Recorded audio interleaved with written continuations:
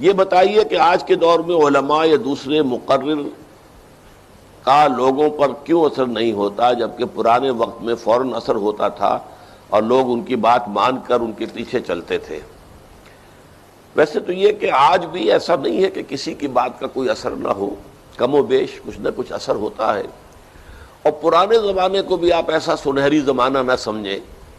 حضور جیسے داعی کی 10 برس کی محنت کے نتیجے میں بمشکل 125 آدمیوں نے مانا، باقی نے تو نہیں مانا۔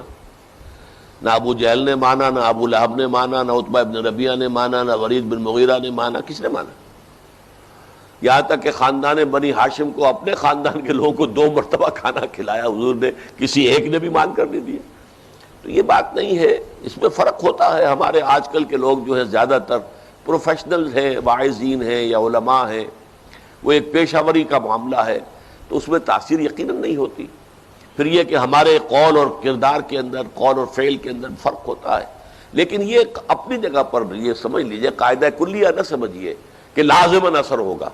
وہ تو اثر پذیری کی صلاحیت بھی تو ہونا، تبھی ہوگا۔ ورنہ حضرت نوح علیہ السلام جیسے نبی جو ہے 950 برس تک دعوت دیتے رہے اور ان کی قوم کے جو ہے کان پہ جوں تک نہیں رینگی، یہ بھی تو قرآن مجید سے ثابت ہے۔ لہذا اس میں آپ تو اپنی حد تک کوشش کیجئے خیر کے کام کی، دین کی دعوت کی، نتائج کو اللہ کے حوالے کر دیں۔